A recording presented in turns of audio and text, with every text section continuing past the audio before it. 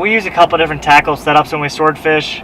We take some serious anglers that want to do everything by the book, which we can rig up to do that way, but a lot of my customers, they're just out there to have fun. But I do love stand-up fishing. We use a hooker electric reel where the motor comes on and off of it, so if you want to use the motor, you can. If you don't want to use the motor, you just leave it off.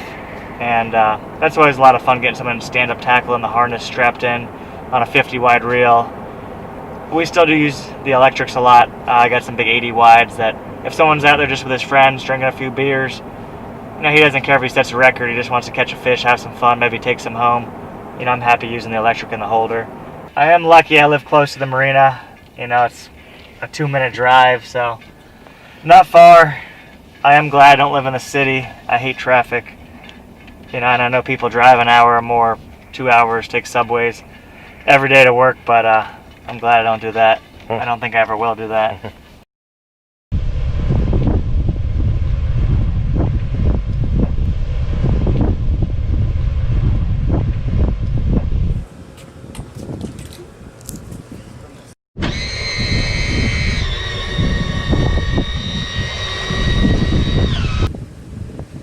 Alrighty, we got fresh bonita, my favorite swordfish bait out there.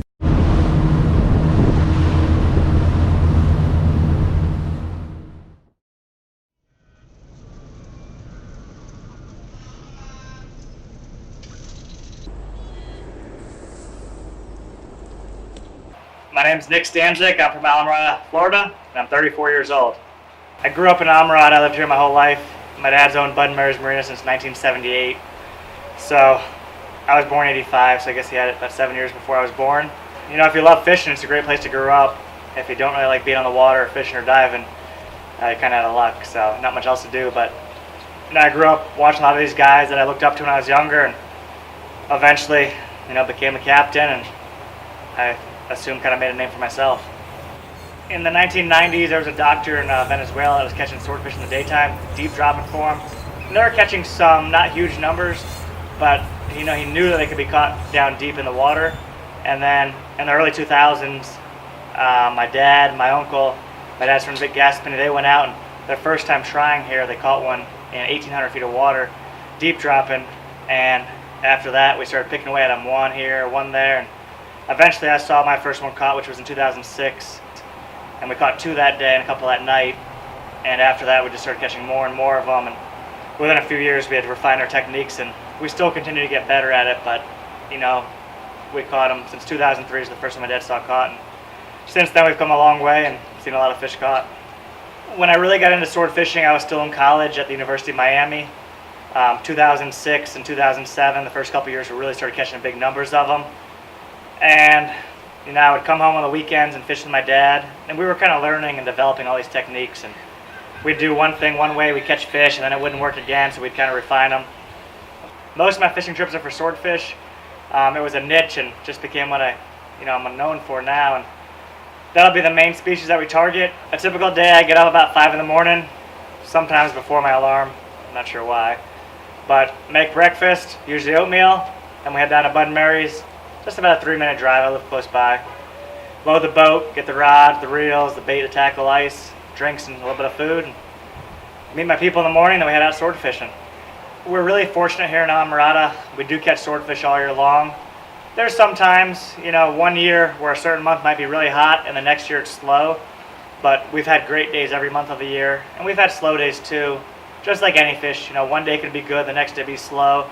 Or you might just get a bite and catch it. All it takes is one bite. For any big game fish, any time of year, anytime you left the dock here, you could get that one bite, catch the fish of a lifetime. And we're really fortunate here. Our weather's very stable overall. Sure, we get some wind and rain and a hurricane occasionally, and we get blown out, from fishing with rough weather. But overall, you're going to get to fish 90-95% of your trips here. Anytime you leave the dock, you could hook a big swordfish. Just ran about 35 miles off Alamorada. We're getting rigged up for swordfish now. We're gonna fish 2 rods, one on a float and then one straight down. Just getting our lights set now. We're gonna crip on a fresh bonita strip and we'll be ready to go. This is pretty typical conditions for out here. We have both rough and calm weather. Summertime is when we get most of our calm weather, but we're getting into winter time now, so not uncommon for it to be a little bumpy.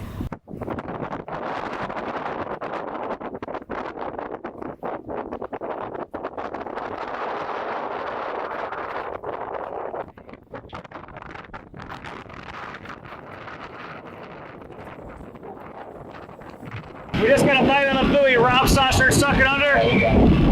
All of a sudden, the fish started racing up. The buoy laid over sideways. Fish is coming up now. Yeah, in a second. All right, come up. There he is. That looks like a big shine.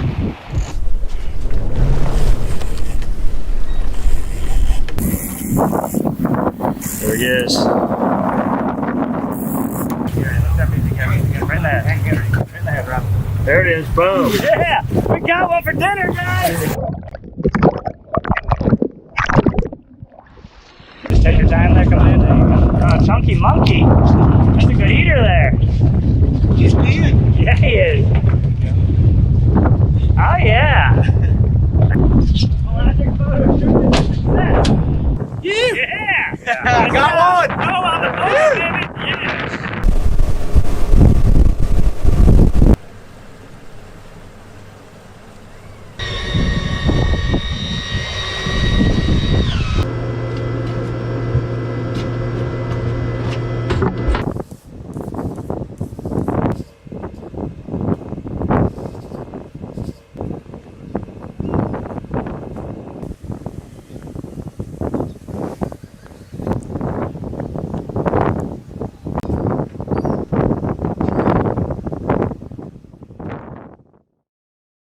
Swordfish are a very interesting fish. We're fishing in 1,500, 1,800 feet of water on average, deep dropping near the bottom. You could hook that fish down there. He could come all the way to the surface and jump, and a big fish, they're really strong, he could go all the way back down to the bottom, race back up. He could do that multiple times. They're a funny feeding fish. They got a big sword on their face, big nose, and a lot of them don't get hooked well. They get bill wrapped, or they get foul hooked even, just the way they feed, real sloppy. So catching a big swordfish is tricky just because you got to get a good hook set. They don't give up, they fight. It's like a cross between a marlin and a tuna. He can come up, he'll jump a couple times, but then he'll go down deep, he'll come up pinwheeling, and they have a lot of soft tissue on their bodies, around their face, and if you don't get a good hook set, so many people have these, battles that go on for hours, and the fish wins a lot of times. Just if you don't have heartbreak, if you've swordfish and never had heartbreak, it's common, because it happens to all of us, but they're one of the hardest fighting fish we catch. No other fish could come up and jump and go back down to the bottom like they do. When you're drifting for them and fishing for them, we're watching that rod down there, just looking at the rhythm of it bouncing. All we're looking for is just a little tap, something to break the rhythm. And that's the fish down there hitting it with its bill. When you get that bite, you don't know if it's a 20 or 30 pounder or a 400 or 500 pounder. It looks the same. You're just looking for, just an inch difference. And the tricky part is hooking the fish. Do you take it away? Do you drop it back? If you didn't eat it the first time, do you do a longer drop back or a shorter one? And every bite's a little different. Every fish is different. And even once you hook them, you don't know, is a 100-pound fish going to stick his head up or a 500-pounder? That's what makes it interesting. There's not another fish off South Florida that you could go out there and any given day hook a giant, that's 300, 400, 500 pounds. And you just never know when it's coming. We're really lucky. It seems like the swordfish have really stayed here in good numbers off South Florida. The Keys especially is one of the best fisheries in the world, no doubt about it. One of the most consistent places, both for numbers of fish as well as big fish. The last few years we started letting a lot of swordfish go. In the beginning when we first started, we kept most of what we caught, which I think most fishermen would do with a lot of fish that they're learning how to catch. Obviously they're good eating.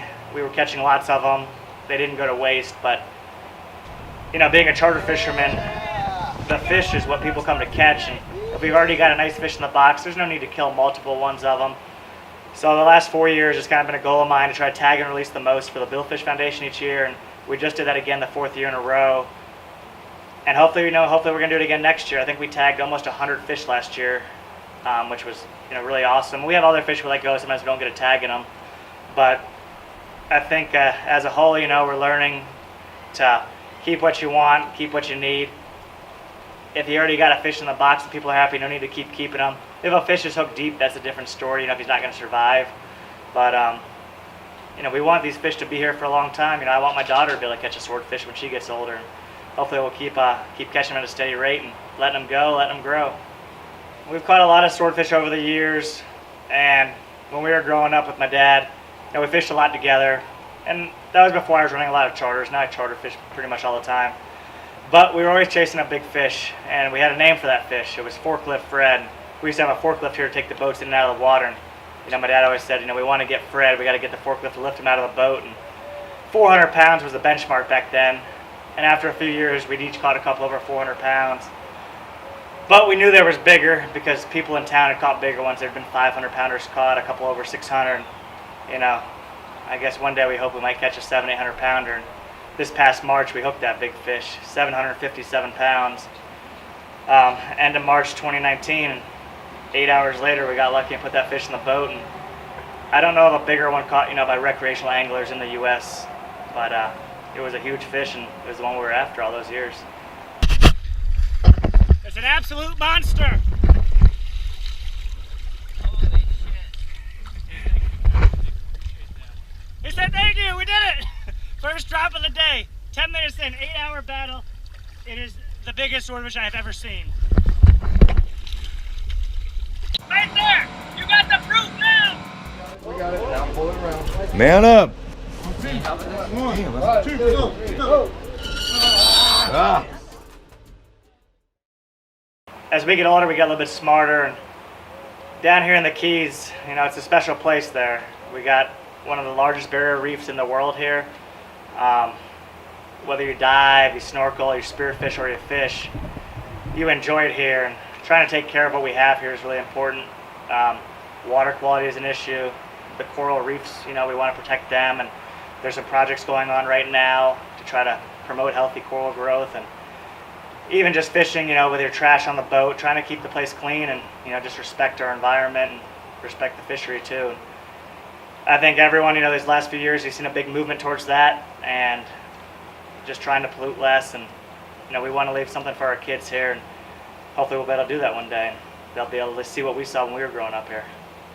I didn't start out driving the nicest, fastest boat here. I spent years running the oldest, slowest boat, and I was the least expensive. But with the help of social media and the help of you guys, we're making our way towards the top now. We're having a lot of fun doing it. And I just want to say thanks to everyone that follows me on Instagram, on Facebook, on YouTube, and all the companies that have worked with me, and especially Pelagic. So it's been fun, and hopefully we got some more years ahead of us. My name is Stanczyk. I'm from Alhambra, Florida. Most of my fishing trips are for swordfish. It was a niche and just became what I'm known for now. And that'll be the main species that we target. All right, here we go.